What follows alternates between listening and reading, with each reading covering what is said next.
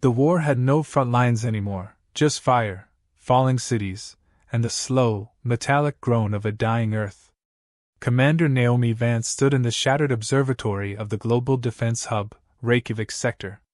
Outside, the auroras danced over the blackened horizon like a funeral banner. Inside, the war room buzzed with tension, hushed voices relaying casualty reports, sensor failures, and the silence from Mars. Again. "Signal loss confirmed," said Admiral Rios, his voice flat. "Last Mars outpost went dark 20 minutes ago." Naomi didn't look up. Her fingers moved over the translucent interface, pulling up a classified folder with biometric clearance. A notification blinked red. Coordinates: Antarctica. Status: active. Timestamp: 001 Universal Time Coordinated. Her breath caught. "Leave us," she said. No questions were asked. The officers filed out, leaving her alone with the silence, and the ghost of a warning her father gave her 20 years ago.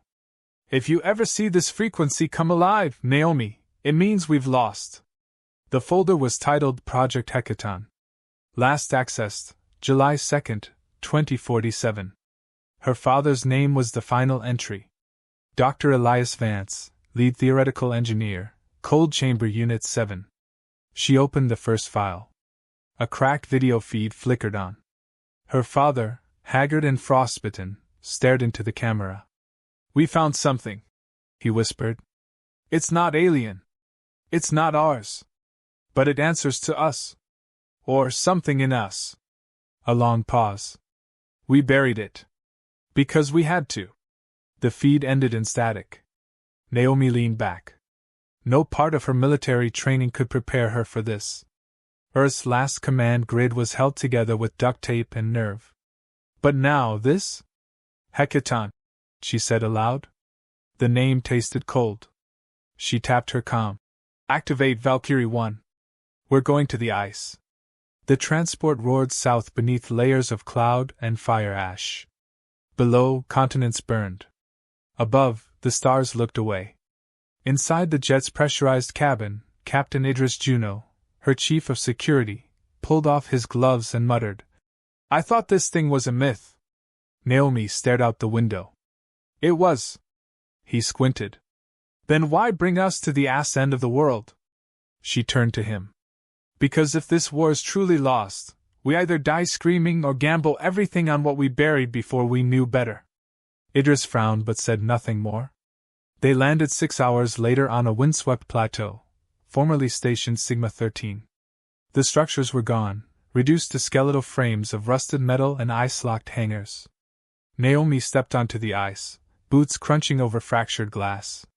The cold bit hard, but the unease in her gut was colder. An old elevator shaft, barely powered, still blinked a green light. She approached the console, scanning her DNA. The machine groaned, resisting time. Then it descended, swallowing them into the earth. As they sank deeper, ancient floodlights flickered on, illuminating smooth obsidian walls etched with impossible symmetry. The deeper they went, the more the walls pulsed faintly, like a heartbeat. Naomi felt it in her chest, each pulse syncing with her breath. Finally, the lift stopped. They entered a vast cavern, miles beneath the surface. It was silent, crystalline, unnaturally symmetrical. At the center stood a structure, like a cathedral fused with a living machine. Metallic spires twisted upward, their surfaces rippling like liquid metal frozen in motion. "This isn't human," Idris murmured. Naomi said nothing. She walked forward, stopping at a platform embedded with a palm scanner. It shimmered the moment she touched it. Lights awoke across the walls, cascading in deliberate rhythm. Then the central monolith, 3 stories tall, breathed. Just once. Inhale. A low rumble, like thunder trapped in a bottle. And then, stillness. Naomi's comm crackled. "Commander," came a voice from the transport above. "We're picking up an incoming fleet. Multiple dreadnought signatures.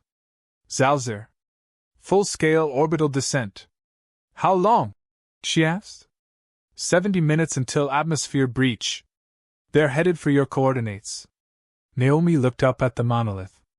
It shimmered now, slowly shifting shape, as if recognizing her. She stepped forward. Inside the chamber, the silence deepened. Her mind prickled, then fractured. The world dropped away. She wasn't standing in the cavern anymore.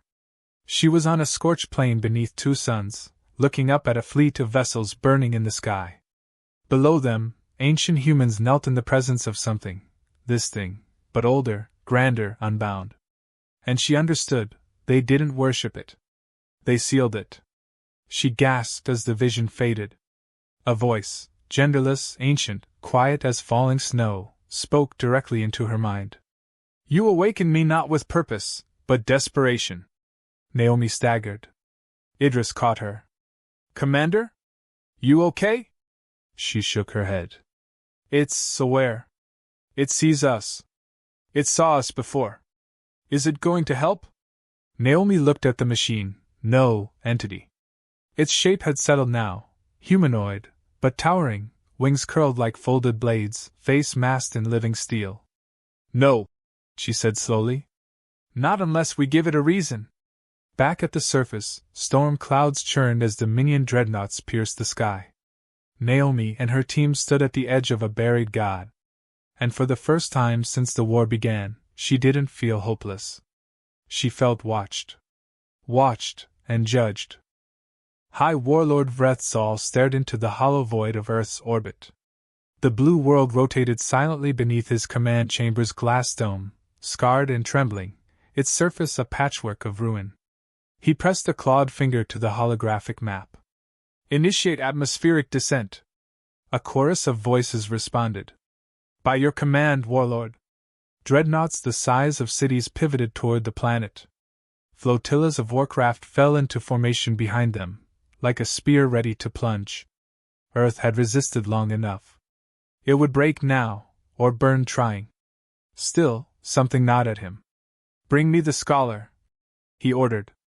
A moment later, a shriveled alien with opalescent skin and a nervous twitch limped into the chamber. He bowed low. You mentioned a legend, Breath said.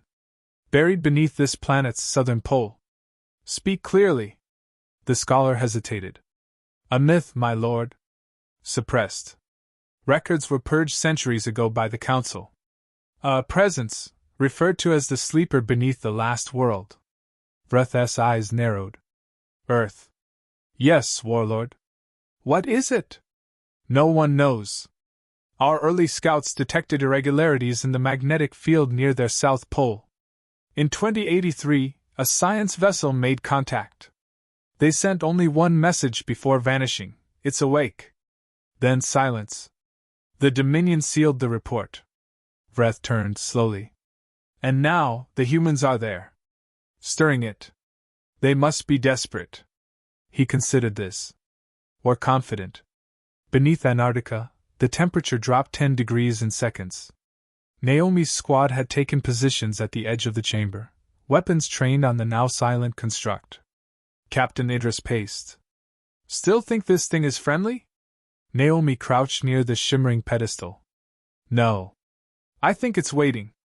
For what? Her voice was low. For us to decide who we are. A crackled ping echoed in her calm. Commander, came the pilot's strained voice. Dominion ships just broke atmosphere. 5 dreadnoughts, at least 60 cruisers. They're coming straight for your location.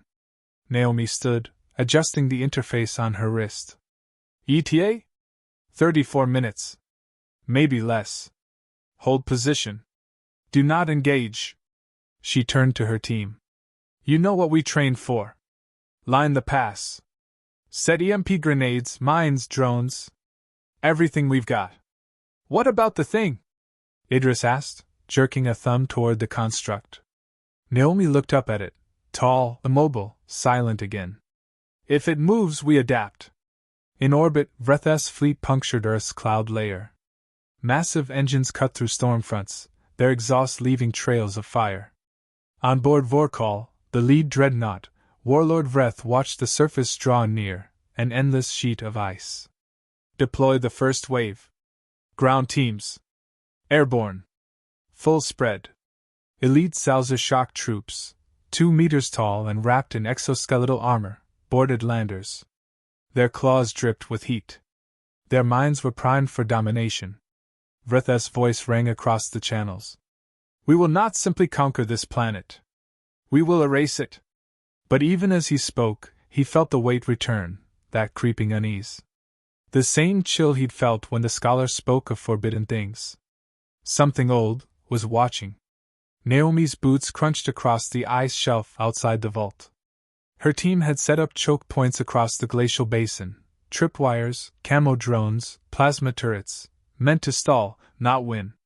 Everyone knew the math: 10 soldiers, 2 bots, 1 dying planet, versus a galactic empire. She checked her rifle's power cell. It glowed red. 1 charge left. "Ma'am," Idris said, "you're aware this is a suicide stand." "Not if it works." He raised an eyebrow. "And if it doesn't?" She didn't answer.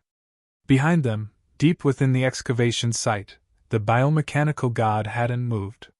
But Naomi felt its gaze pressing against her skull. No eyes, no words, but presence. She whispered toward the wind. "You watching this?" No answer. The Zalzer landers descended like hammers, smashing into the ice with thunderous force. Ramparts lowered.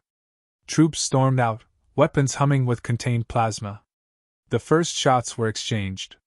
Naomi's team fired with precision, EMP bolts disrupting enemy formation, mines launching ice and limbs into the air. The sound of war echoed across the wasteland. For a moment they held the pass. Then the dreadnought's shadow fell over them. Vreth emerged from his personal lander, flanked by bodyguards with war halberds and grav shields. He stepped onto the battlefield like a king surveying dirt. A human drone shot past his shoulder. He didn't flinch.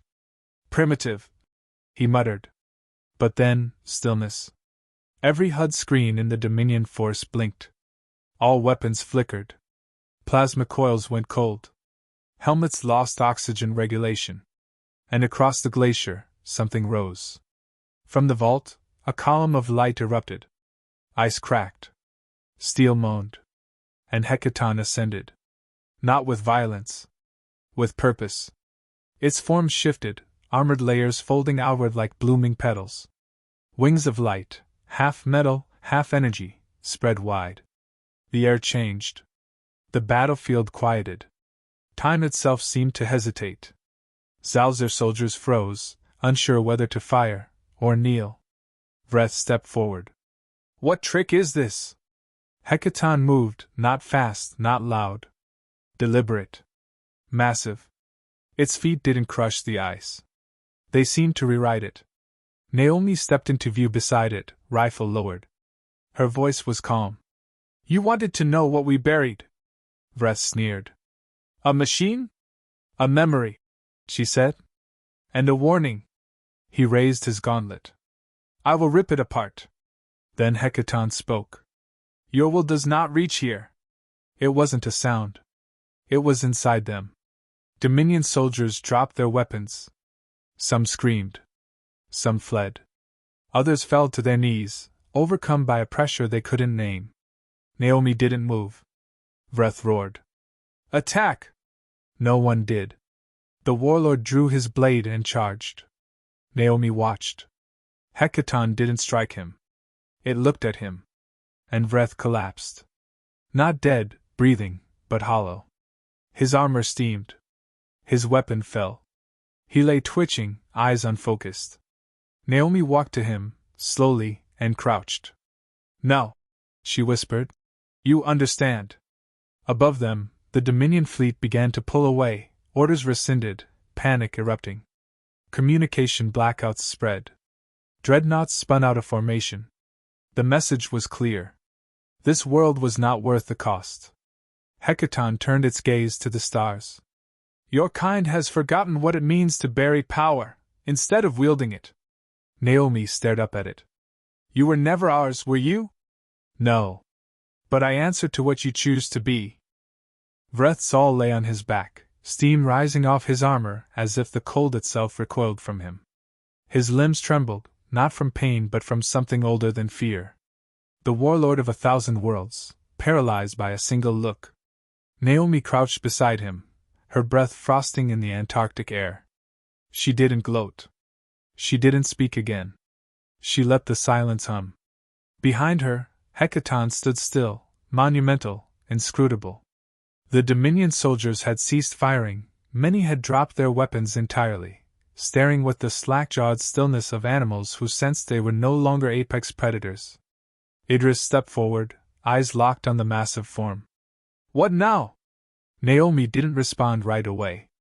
She watched the warlord twitch. "He's breathing," she said. "That's more than he deserves."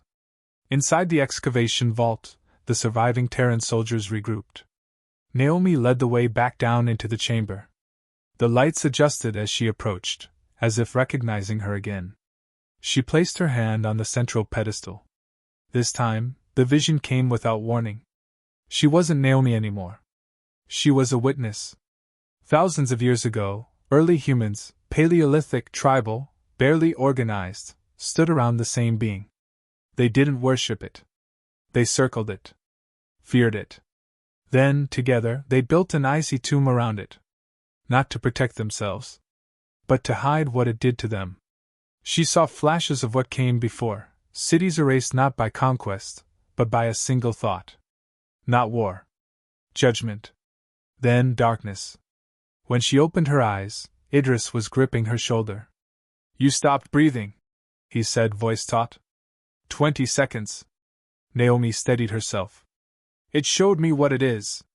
What it did. We didn't just bury it, we sealed the choice." Idris narrowed his eyes. "Meaning?" Naomi stared at Hekaton. "It doesn't fight for us. It becomes what we are when we stop choosing who we want to be." In orbit, the Zalzer fleet floundered. Command channels were jammed, dreadnoughts rotated without orders. Entire platoons reported mass panic, hallucinations, systems crashing in unison. Inside the command deck of Vorkal, sub-commanders shouted over each other. No one addressed Vreth. He hadn't spoken since the confrontation. The warlord sat rigid in his throne, eyes unfocused. His breathing had evened out, but something in him had gone quiet. He wasn't broken. He was waiting. "Commander Vance?" came a call through Naomi's calm. "We're receiving pings from multiple enemy ships. Retreat formations. They're pulling back." She exhaled. "Let them run." "Orders?" "Stand down. No pursuit. Get our wounded topside." She looked to the being still humming with slow light. "They've seen enough." Naomi stepped once more into Hekaton's shadow. "I need answers," she said aloud. The entity responded without sound. "Ask. What are you?" "A mirror." "For what?" "Choice. Will. Consequence." Naomi clenched her fists. "Why Earth?" "Because you were the first to survive me." The reply hit like a punch. Not because of pride, but because of the implication. "You've been to others," she said. "Many. And none chose to bury me." Naomi stared, heart sinking. "We did. Because we feared what we became around you. You remembered yourselves. And forgot me. That is why you live." Idris stood at the edge of the platform, rifle slung low, eyes unreadable. "Did we win?" he asked. Naomi thought carefully. "No." "Then what was this?" She looked to the eye ceiling far above, the faint hum still pulsing through the walls. "A reminder." She turned back to Hekaton. "Will you go back to sleep? If you remember who you are. And if we forget? Then I will remember for you." It wasn't a threat. It was a promise.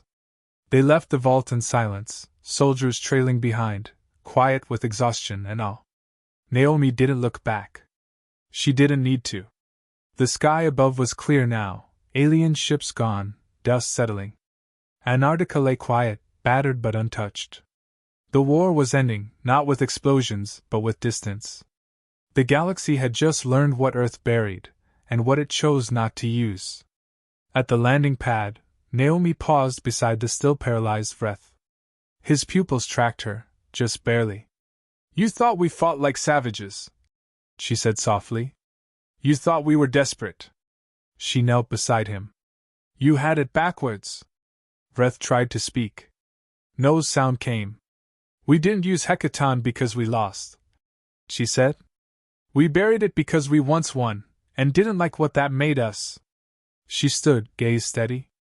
Remember that next time you look at a broken world and assume it's weak. The ship lifted into the sky. Below them, the vault sealed shut, no command, no mechanism. The ice shifted, flowed, and covered the entrance as if it had never been disturbed. The coordinates would vanish again. No trace, no beacon, no monument.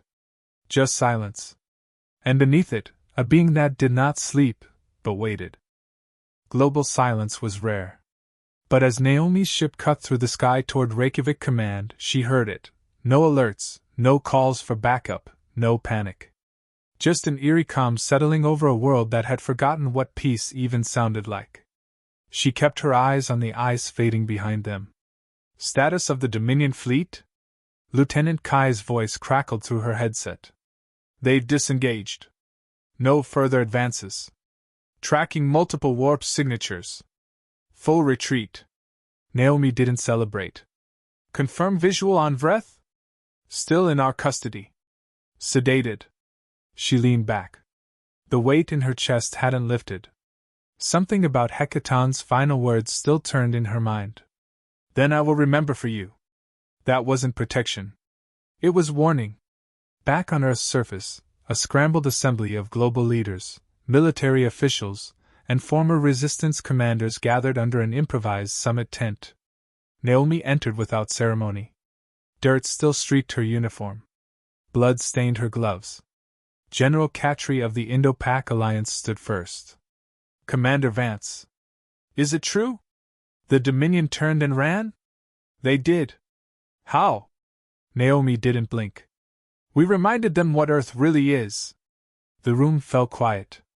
Prime Minister Youssef of the Euro-African Compact stepped forward. We've seen the satellite feed. The energy spike from Antarctica, that wasn't human-made.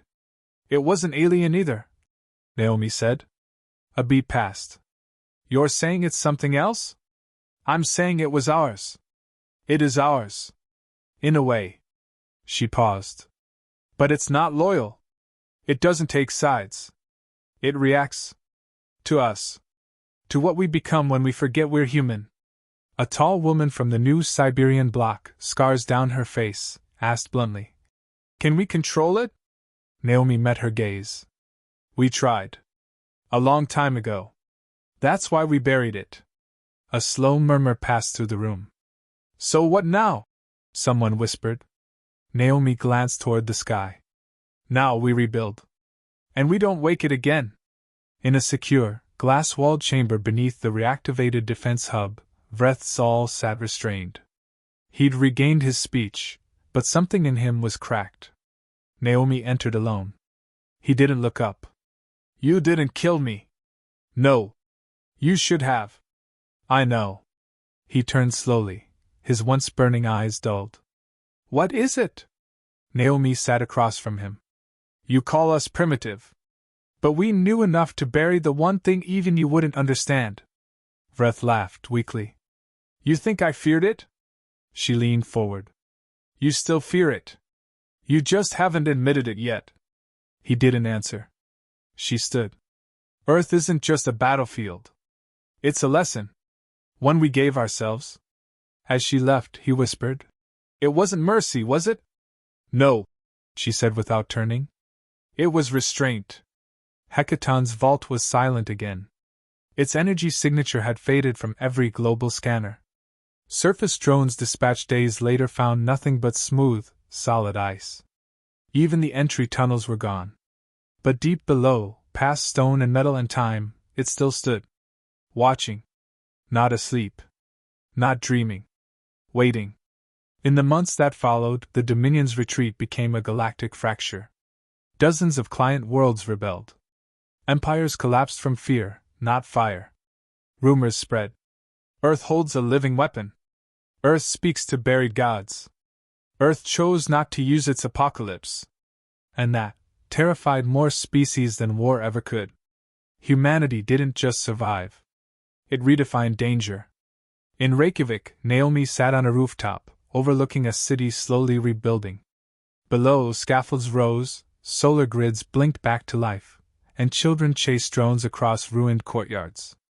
Idris joined her, tossing a ration bar into her lap. "You still seeing its face?" he asked. Naomi took a bite. "It didn't have a face." He leaned on the rail. "Feels like it did." She looked at him. "You think we'll ever use it again?" "No." "You sure?" He looked away. "I'm not sure about anything anymore." Naomi nodded. "Good," she said. "Means we're not lost yet." The Earth government, now a shaky alliance of ex-warlords and scientists, voted unanimously: no expeditions, no research, no signals sent toward the vault. They didn't hide it. They memorialized it. At the site, they built a black stone marker. It didn't say "Here lies Earth's weapon." It said, "Here, we remembered who we were." In a secret databank, Naomi stored her final classified report. Project Hekaton. Status: dormant. Recommendation: never awaken without global consensus. Final note: this wasn't our triumph. It was a warning returned. And the next time we forget, it won't be the stars that remind us. It'll be what we buried, because we couldn't bear to look at ourselves any longer. She closed the file, locked it, and walked away. The stars had grown quiet. It wasn't peace. It was caution, a silence that came not from treaties or surrender, but from the recognition that something had changed. The war ended not with a bang, not with a body count, but with a realization. Earth had survived. And in doing so, it had unwritten the rules of fear. Naomi Vance stood in the central communications chamber of the rebuilt Reykjavik command. The lights were dimmed. A camera hovered quietly above, red indicator blinking. The galaxy was listening. She took a slow breath, then spoke. "This is Commander Naomi Vance of Earth. To the Dominion worlds, to the neutral systems, to the ones who watched and waited and measured our worth in broken cities." She didn't raise her voice. She didn't have to. "You've seen what we chose not to use." A pause. No dramatics. "We buried it. Long before your species had words for war. And when we were offered the chance to let it loose again, we chose restraint. Not out of mercy. Not out of weakness. But because we remembered." She stepped closer. "Understand this. Earth is not your victory, your colony, your battlefield. It's the one place in this galaxy where the most dangerous power known still lies untouched, not because we can't control it, but because we won't. That is our strength." She ended the message with 3 words. "Let that echo." The feed cut. Across star systems, the message rippled like a cold wind through every parliament, war council, and imperial chamber. On a mining world in the Dravari cluster, rebel leaders replayed it in silence. In a Dominion throne hall, advisors whispered about new alliances, built not on conquest, but distance from Earth. In orbiting stations, soldiers set down their weapons without knowing exactly why. The message was received. And it wasn't propaganda. It was a deterrent carved in ice. Weeks later, Naomi visited the site again. She arrived alone, no escort, no press. Just a black transport, and the quiet crunch of boots on snow. The vault was sealed. No lights, no hum, no trace of Hekaton's immense presence. Just a featureless glacier, wind-blown and ancient. She stood before the marker. "Here, we remembered who we were." She sat beside it, pulled her coat tight, and opened a metal case. Inside, a recording device, weatherproof, analog. The old kind, no encryption, no satellite ping. She pressed record. "Dad, I don't know if this is reaching anything but the wind. But I think I get it now." She looked out toward the endless white. "You didn't bury a weapon. You buried a choice. You gave us the option to forget our worst impulses, and the responsibility to remember what wakes them." The wind picked up. She didn't flinch. "I used to wonder why you never told anyone. Why you let it become myth. I thought you were ashamed. Or afraid. She smiled softly. But you weren't hiding Earth's power from the world, you were hiding the world from its power. She paused, closed the case, and buried it beneath the snow. Back in Reykjavik, Idris found her on the balcony again, watching the city hum with cautious life. You're quiet, he said. She shrugged. Thinking. He leaned beside her. About it? No, she said. About us. He studied her for a moment. You think the others will try to find it? Take it? They might. And what then? Naomi's voice was steady. They'll fail. Because we'll stop them? No, she said. Because they won't understand it. It doesn't belong to them. Hekaton doesn't answer to ships or threats or desperation. It answers to memory. To who we are at our worst. Idris nodded slowly. So what are we now? Naomi looked out at the children below, playing among rubble, laughing. We're still choosing. Years passed. The wars stopped. Not forever, but long enough for the galaxy to feel the absence of Earth's silence.